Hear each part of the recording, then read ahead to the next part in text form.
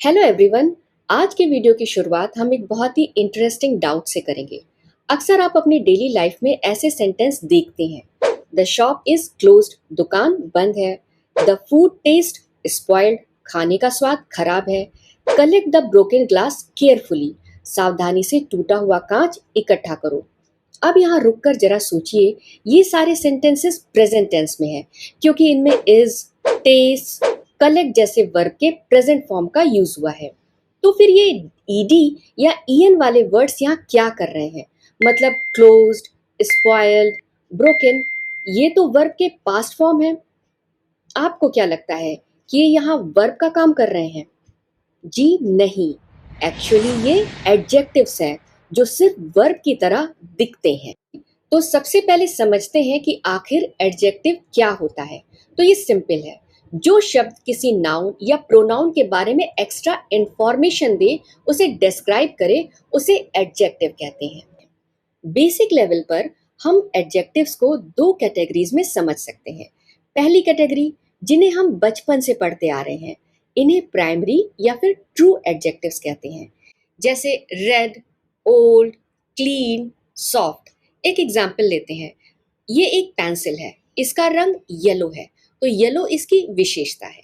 Size में ये small है, तो स्मॉल होना भी इसकी एक क्वालिटी है।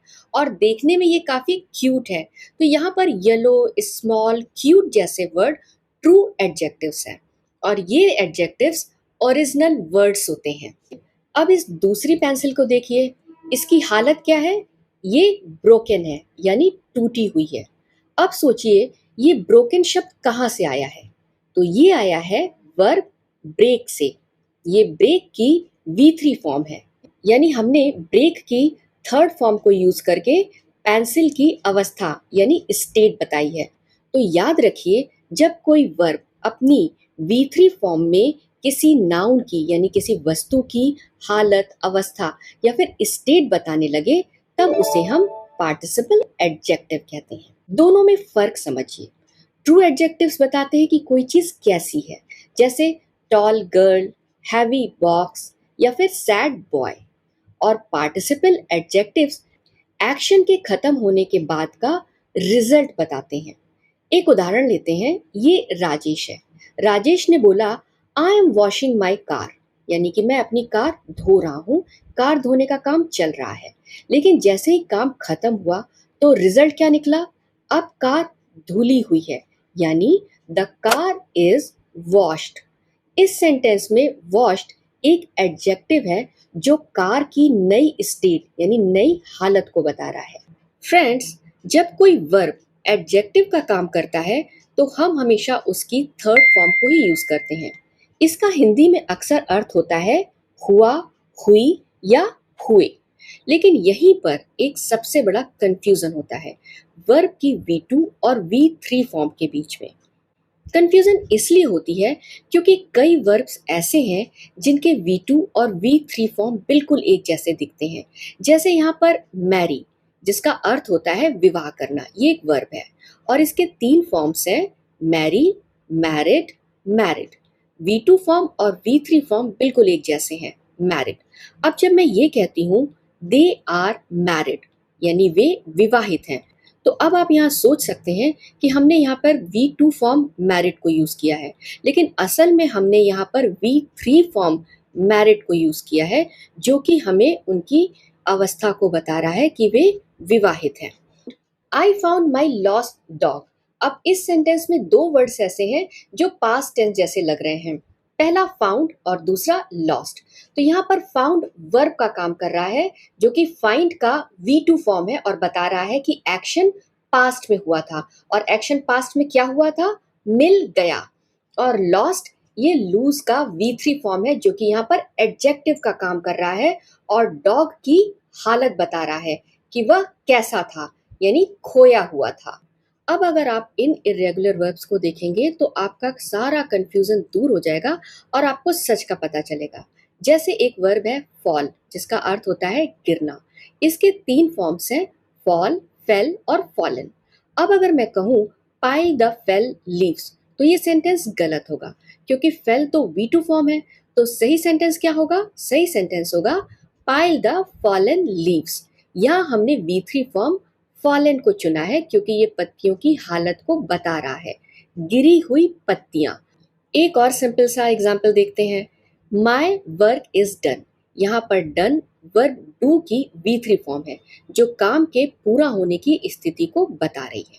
चलिए अब देखते हैं कि इन पार्टिसिपल एडजेक्टिव्स को सेंटेंसेस में कैसे यूज करना है।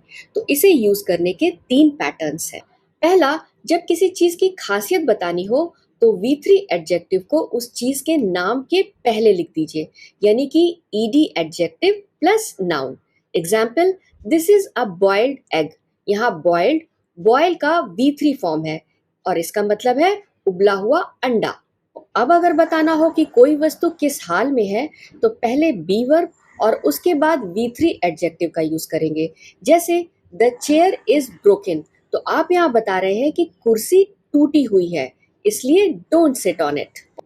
और तीसरा pattern, sense verb plus V3 adjective. इस पैटर्न का यूज हम तब करते हैं जब किसी को देखकर या महसूस करके हम अपनी ओपिनियन या फिर जो हमारा अंदाजा है उसे बताना चाहते हैं।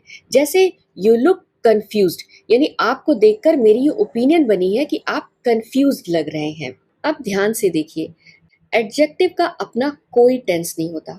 टेंस की जिम्मेदारी सिर्फ वर्ब की होती है। इसलिए ये सेंटेंस एवरीथिंग वॉज अरेंज्ड, ये पास्ट टेंस का सेंटेंस है क्योंकि यहाँ पर वॉज एक वर्ब है जो कि पास्ट टेंस में है। अगला सेंटेंस, एवरीथिंग इज अरेंज्ड, ये प्रेजेंट टेंस का एक सेंटेंस है क्योंकि यहाँ पर इज प्रेजेंट टेंस का एक वर्ब है। और तीसरा सेंटेंस फ्यूचर टेंस का है, एवरीथिंग विल बी अरेंज्ड। तो देखा आपने, सेंटेंस का टेंस वॉज, इज और विल की वजह से बदला है, ना कि अरेंज्ड की वजह से। अरेंज तीनों सेंटेंस में सेम है, ये एक एडजेक्टिव का काम कर रहा है।